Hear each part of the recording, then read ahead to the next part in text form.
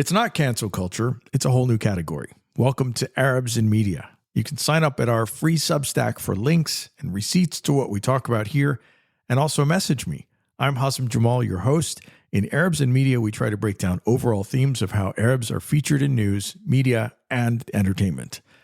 Now, this past week, if you observed Eid, happy Eid.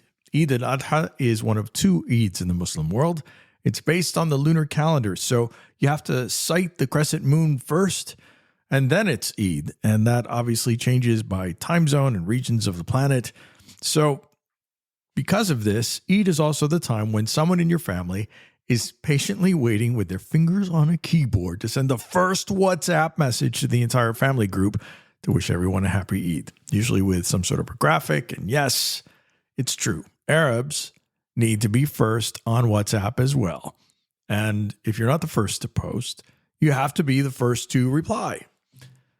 Eid is also a time when Google searches spike for the search term, which Eid is today. As special a time as it is for many people around the world, it's been a difficult time for Palestinians who have been mourning more than 37,000 people killed.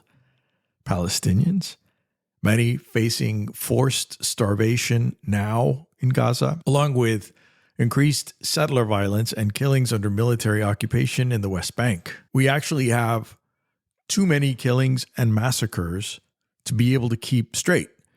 That's a very sad place for us to be. I'm going to introduce a new segment called Rant and Rave at the end for us to talk about where we are in regards to these massacres. On today's episode of the Arab Analysis, it's not cancel culture.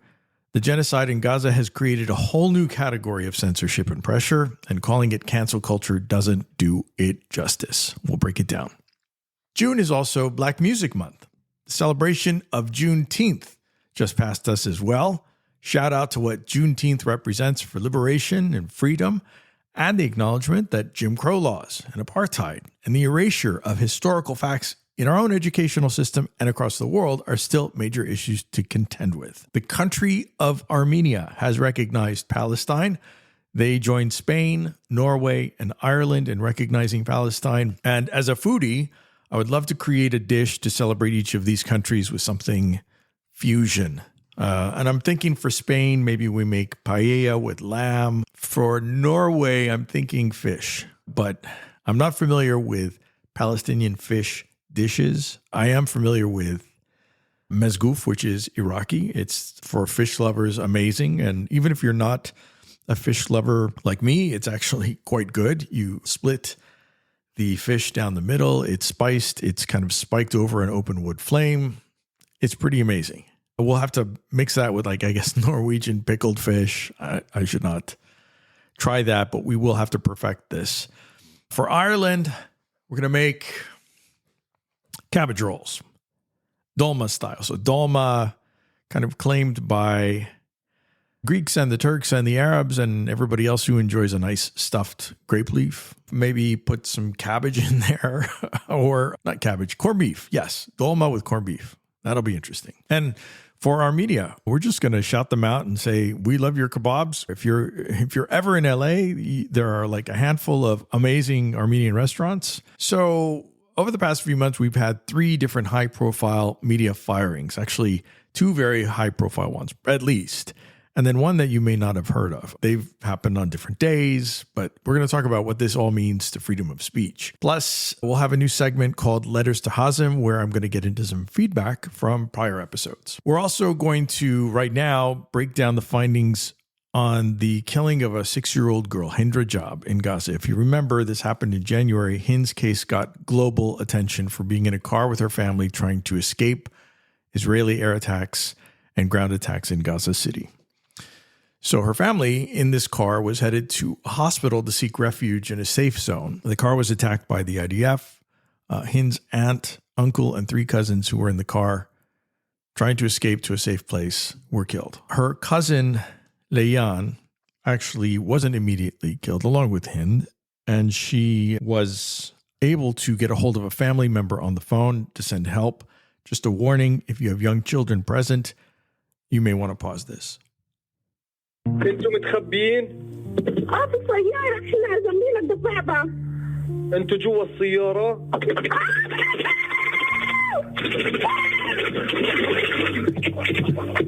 Hello? Hello? So that family member called the Red Crescent. It's okay to bring the kids back. Hind was on the line then at that point with the Palestinian Red Crescent. They kept her on the line as long as they could to console her.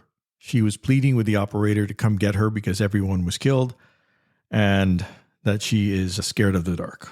Let's give that a little bit of a listen. أخذك؟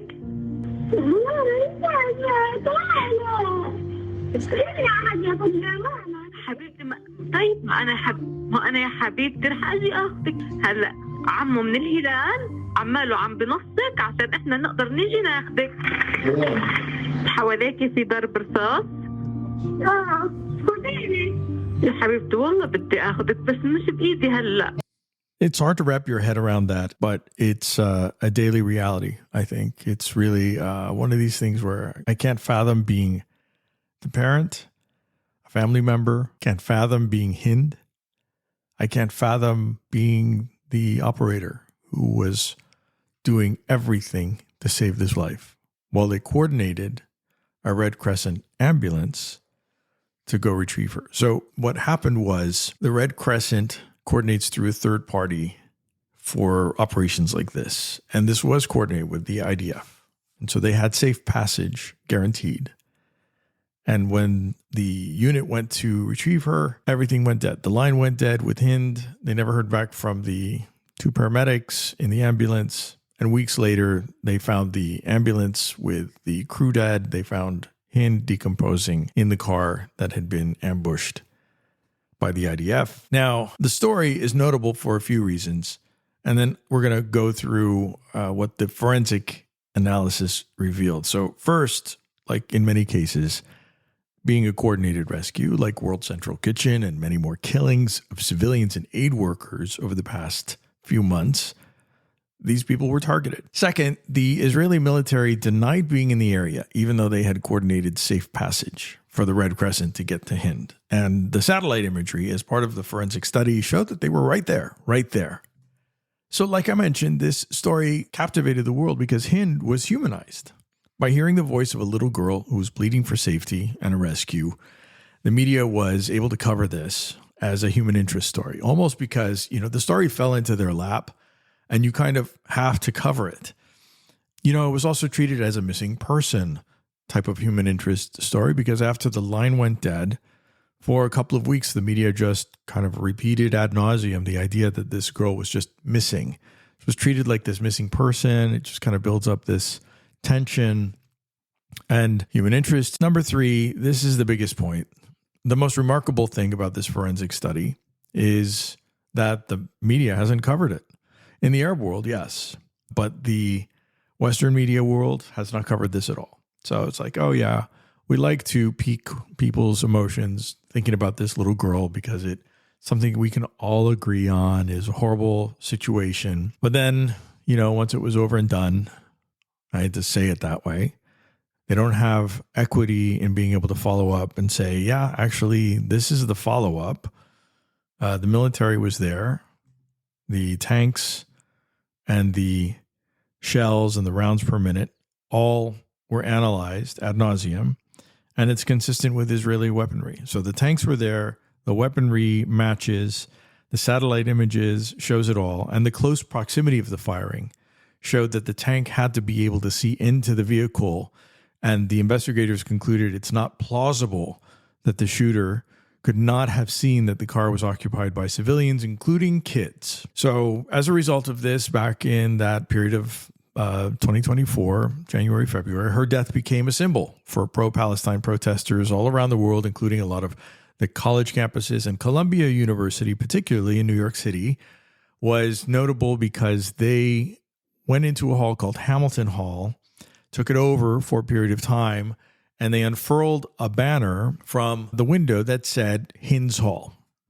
Hind's Hall became a song as well. Macklemore released a song called Hind's Hall to memorialize Hind Rajab, as well as the ongoing Gaza solidarity encampments that were going up around the country.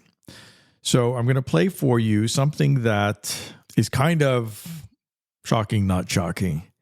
My last point on Hind during the Columbia protests and that banner coming out of the university building that said Hind's Hall. This is what CNN's Casey Hunt said that morning to describe Hind.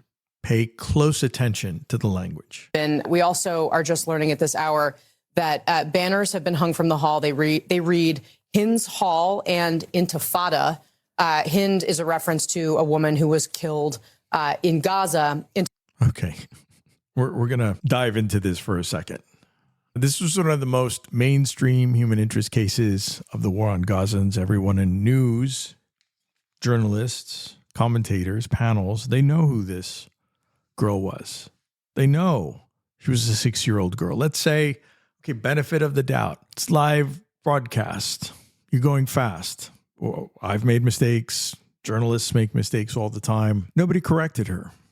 And this is CNN, the king platform of people talking over each other and correcting each other to make a point or to score a win. She did come back. The reporter came back later in the broadcast, Casey Hunt, and said that she misspoke. There's something behind this that is really important to acknowledge, and that is when you adultify a victim, of course. I mean, that was probably the biggest fact of who Hind was. She was a 6-year-old girl. So to misspeak on that fact of it, it's not like saying, oh, well, we made a mistake on this or that, minor factor that, it's important and we want to correct ourselves.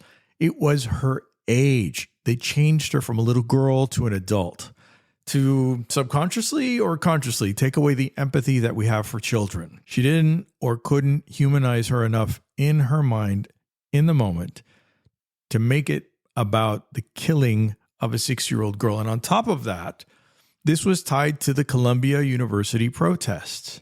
How about acknowledging that this moved the students, that they were rallying behind the symbol of just how evil this genocide is? A 6-year-old girl being in terror for hours with her family around her killed while she waits for help. And the help arrives and the IDF finishes them off. So we'll see who covers this forensics report. Look for it. If you don't see it, you'll know. All right, it's time for the Arab analysis. We're going to talk about what is not cancel culture legitimately, but it's pretty close. Now, HR would call it a change in relationship status. We've had some firings over talking about Gaza, and we're going to discuss why, if you're talking about Gaza and you're in old media, you've minimally probably been bullied or pressured to lay off. We're going to talk about two people you may have heard of and another one that you probably haven't. Two recent examples of high-profile commentators who have been critical of Israel's war on Gazans are Mehdi Hasan, who left MSNBC, and just a few days ago, Briahna Joy Gray got fired from the Hill's show Rising. The good news, Mehdi has launched Zeteo, his independent media source, and they are cranking out great content. And Briahna Joy Gray's podcast called Bad Faith is going to continue to thrive while she decides her next move.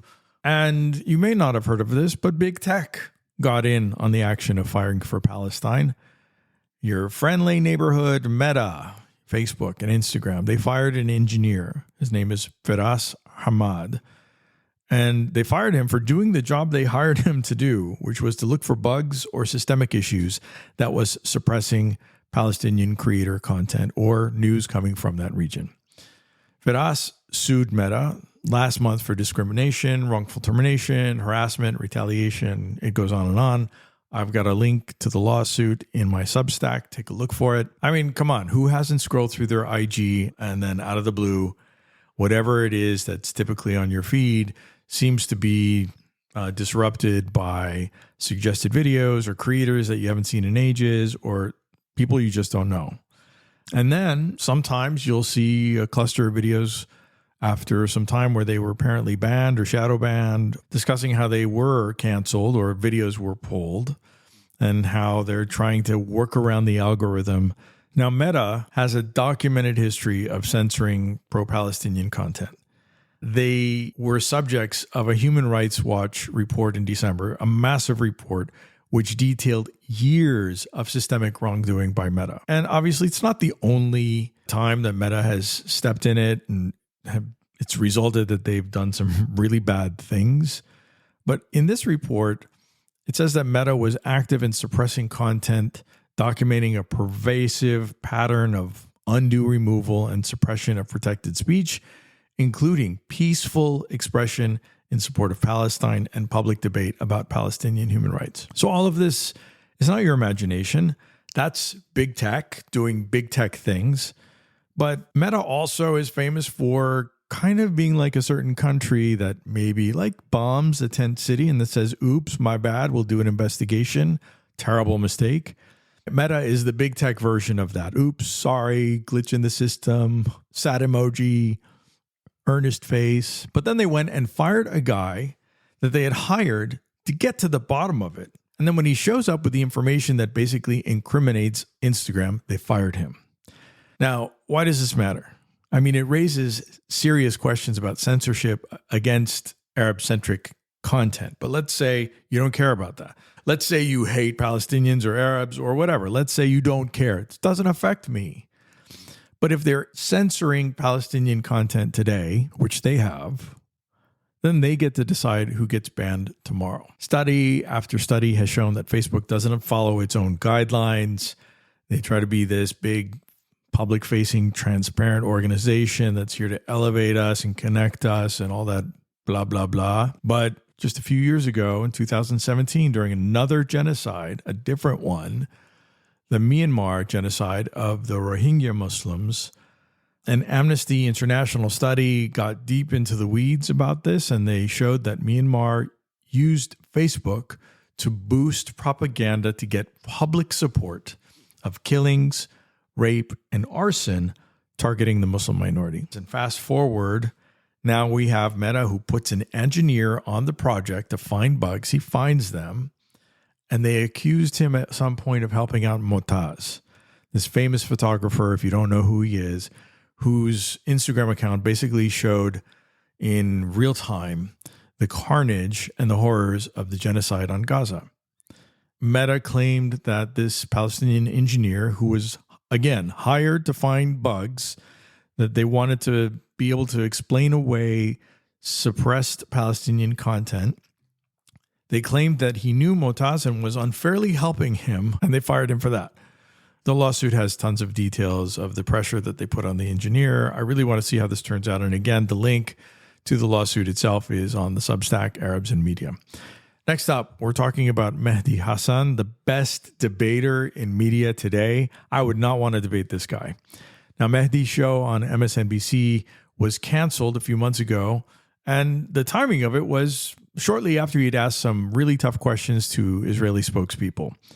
MSNBC tried to couch it as being this thing, that it wasn't a firing because they were going to continue with Mehdi to be a commentator on other shows as they led up to the election. Now, the only thing, if you've worked in media, that we like more than a scoop or an exclusive interview is finding out what happened behind the scenes to our colleagues when they get fired or when they get let go or when they high profile leave a position. Mehdi never officially got fired, but my guess is that when he surprised audiences on his last show by saying he was also leaving the network, that he probably negotiated his exit to do his own thing. And in fact, that's exactly what he did. His new own thing, which is Zeteo, which is, again, producing great content without the restrictions and the internal pressure to go easy on certain guests. And finally, we have Briahna Joy Gray from The Hill's morning show, Rising. Briahna has been one of the big critics of Israel's behavior during this genocide. Some critics of her have tried to pin an eye-rolling moment at a guest as being the tipping point that ended her co-hosting on that show. Briahna is a smart, opinionated, thorough reporter on politics and culture. She's been co-hosting Rising with this format where it's a lefty and a righty, right? A conservative and a progressive, and she was the progressive, and that concept has them disagreeing on things happening in the news. But as we hear her interview with Crystal and Sagar from Breaking Points, all right, so if you are in this world of like obsessing over how news is broadcast like me, Rising was the show that Crystal and Sagar were on before. Corporately owned, ownership changed. Briahna became one of the co-hosts after being among the reporting staff, I believe. And we get to hear a lot more of what was happening behind the scenes here. And Crystal and Sagar, by the way, when they left Rising, they did it to start their own media company, which Breaking Points does very well. What I really appreciate about how they approach covering news is that it's not the cable news approach of having people scream at each other across the desk and tell each other they're ignorant. It's right in line with, I think, most people, which is like, oh, I hear what you're saying, but this is also something that we need to talk about. So in other words, they have a lot of overlap. They agree on a lot more than they disagree with, and it's compelling to listen to. So let's hear Briahna Joy Gray on a different show, Breaking Points, with Crystal and Sagar right now. To go back a little bit, we played on our show the alleged eye-rolling incident, along with additional parts of that interview so people could get more of a fulsome sense of it and what you were dealing with there, which I thought was an impossible situation. But I'd love it if you could go back a little bit, because I think our audience is very interested in how these forces of censorship operate over time and the type of pressure that you've been under at the Hill, escalating post-October 7th, but even before that, perhaps. Yeah, that's a really good question. And I'm glad you're focused there, because I do think that in the immediate aftermath of the firing and the kind of rationale that were presented for why it happened, the larger story of the fact that this has been going on for months and months, lighter versions of censorship is kind of the threat of the actual termination has been happening. You're right. Before October 7th, there were tensions, but most certainly after October 7th, we all know that Katie Halper was let go from the Hill over a year before October 7th for doing a radar in which she described Israel as an apartheid state and cited innumerable sources for that claim, including B'Tselem and other sources within Israel. And despite the fact that she's a Jewish woman citing Israeli sources for what is broadly considered to be a widely understood and accepted description in the international community, she was told that for non-ideological reasons, right? They claimed it was for non-ideological reasons, that there was something about the form, the style of her radar that wasn't up to the Hill's standards, and that meant that she could never appear on the Hill again, not just as a guest host, but in any capacity. So obviously that makes no sense at all. And for me, the writing was on the wall. And when Katie and I talked about what I should do afterward and how I should conduct myself on the Hill afterward, it was very clear that the only justification for me staying there was to be a sort of a test case and to continue to press those buttons, and particularly the one about critical coverage of Israel, until what we ultimately knew was going to happen actually did manifest, which is that censorship would come into effect. Mm-hmm. And after October 7th, I've mentioned this in other places, but I think it's really important to note, there were very clear instances of ideological censorship, for example, saying that Norm Finkelstein could not come on the show. And there were softer versions of censorship where frequently the language Israel block would be used to describe our Israel coverage for the day. The idea that all of the news that pertained to what was going on in Israel and Gaza could be confined to one segment out of 8 to 10 that were filmed in a day. And when I push back on that, saying we never describe it as like a Tucker Carlson block or a COVID block or a Joe Rogan block or an economy block or Joe Biden block, any other of the topics that we cover, if there's an appetite for it, we understand what the audience likes and we understand the news value, and we'll weigh those things and decide how to proceed accordingly. They said, oh, no, we're not really talking about an Israel block, I swear. But again and again, that phraseology would come up, and speaking of eye rolls, everybody in the room would roll their eyes whenever I proposed topics that were related to Gaza. Really fascinating there. So to recap, you have Katie Halper, who had been fired for essentially the same reason of talking about something critical of Israel. They would insist that there are no ideological reasons for it, which means there are ideological reasons for it, right? Thou doth protest too much. They wouldn't allow Norman Finkelstein on, who would be a huge get for any media outlet because of how much research he has done in the space of Israel and Gaza and Palestine. They created an Israel block to try to conceptualize internally for the production of the show how they would talk about subjects related to this, but it was ultimately limiting because that's been the number one topic for political talk for the last 8-9 months. And they wanted to limit her voice when she came up with production ideas. Part of this is the function of working for a corporation, right? You're doing their bidding if you're on their payroll, but there's also the illusion that this corporation with a political talk show that has a left and right anchor is going to talk about these things robustly, and there's not going to be an internal barrier to be able to talk about these things freely, because ultimately, right, market determinations of having the conversation. You don't want government censorship, but you want to have open, private conversations in media when those things are positioned and packaged that way. So there you have it. Internal pressure, speaking truth, being bold, being truthful. The things that we all celebrate in journalism are punished, or the things that we celebrate as brands in journalism often are actually squelched. But now it seems like the timing that media has chosen to eliminate people who make things uncomfortable is just going to make media's losses worse. Because make no mistake, audiences consume content on Gaza, Israel, the West Bank, and more of the Arab world more every day. And as more consumers catch on to extreme bias or firings or leaving out coverage, they'll go somewhere else.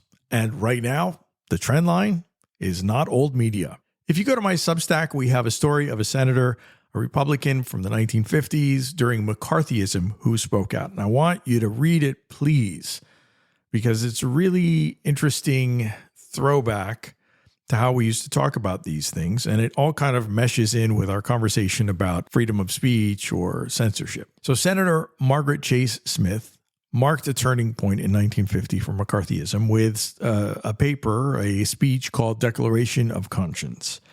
And it was seen as the beginning of an end. Quote, "The American people are sick and tired of being afraid to speak their minds, lest they be politically smeared as communists or fascists by their opponents. Freedom of speech is not what it used to be in America. It has been so abused by some that it is not exercised by others." In other words, the American people are sick and tired of seeing innocent people smeared and the guilty whitewashed. She goes on to talk about the basic principles of Americanism: the right to criticize, the right to hold unpopular beliefs, the right to protest, and the right of independent thought.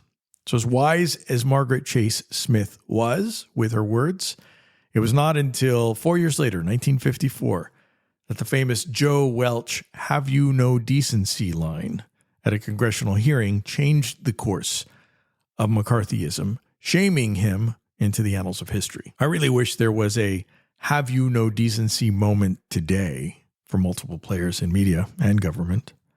Humanity sure could use it. All right, it's time for Letters to Hazem.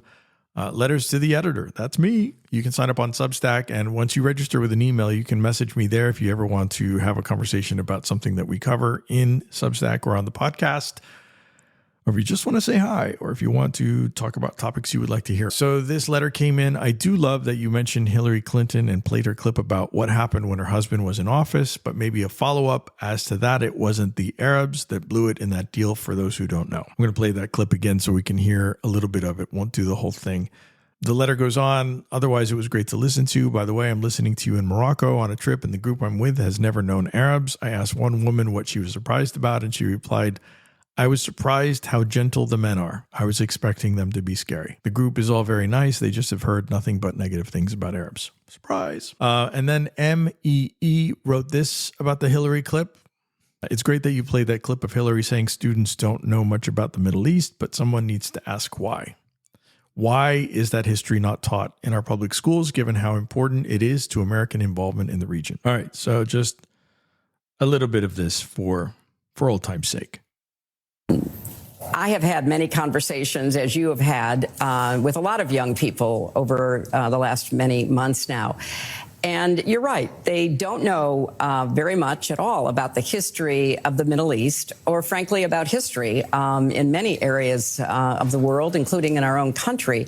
But with respect to the Middle East, they don't know that under the bringing together of the Israelis and the Palestinians by my husband, the then Israeli Prime Minister Ehud Barak, the then head of the... This is where I'm going to fade out, because this isn't going to be a history class or a history lesson, but that was the point of the letter, that the follow-up needs to be, it wasn't the Arabs that blew it in that deal, and that is a talking point of Secretary Clinton often, to talk about her husband's administration as having been the crux of why the Palestinians are in this predicament, like blaming the victim. Anyway, it's time for the final segment, Rant and Rave. One brief rant and one brief rave.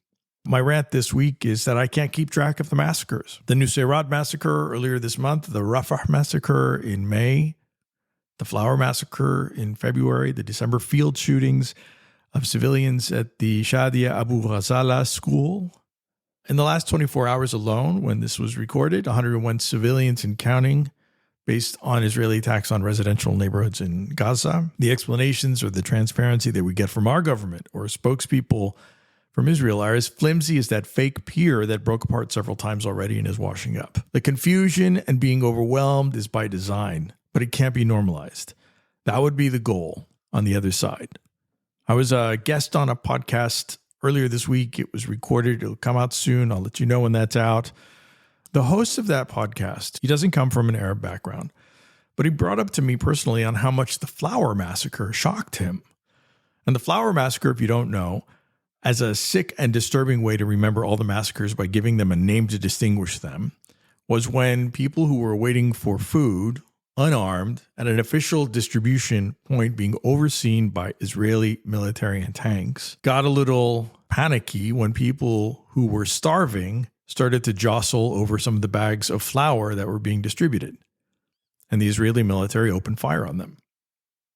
112 people were killed. I think everybody probably has that one memory, that one thing that is a tipping point. It's a memory that sticks with him. And the Flower massacre was that one for him. But now we've had so many since then that they're blurring and blending together, and we can't normalize that. So do not stop looking away is my rant. My rave is to thank Sapir Sluker Amran. She was interviewed on Al Jazeera. And she popped my own bubble on where I can often be when it's revealed that she has been one of the Israeli citizens who are fighting back the attacks on the humanitarian aid convoys. You may have seen some of that footage in social media. It's very disturbing to see people trashing food and water from reaching people on the other side of a barrier from being starved to death. Let's hear what she has to say. We'll leave it there. Sapir Sluker Amran, thank you for speaking to us from Tel Aviv and sharing your experience. If I may just to say, it's something that it's important to me to say as an Israeli, as a Jew. We have this command in Judaism: you shall not stand over the blood of your neighbor. And for me, I don't see the Palestinians and the Gazans as my neighbors. I see as my own people. And I say it with tears because what happened today, what happened yesterday, do not represent many Israelis and many Jews. My family is Iraqi. They are Iraqi Jews. When I see grandmothers and grandfathers in Gaza begging for food, I see them in my own eyes. And this is not something that we condemn it and we have to stop it. And this is our moral obligation to fight with our own people, with our own blood, in order to tell them what you're doing is wrong. We have to stop this war. We cannot let this bloodshed continue. And I'm saying it because I know that I will pay prices talking with you right now. I will pay prices, and I'm getting threats and death threats and people trying to locate where I live right now in order to attack me because I was there yesterday. But I will keep organizing more people in order for them to come and to fight and to tell this is not our Judaism. This is not the society that we are to live in. There are many Israelis that want peace and pursuing peace.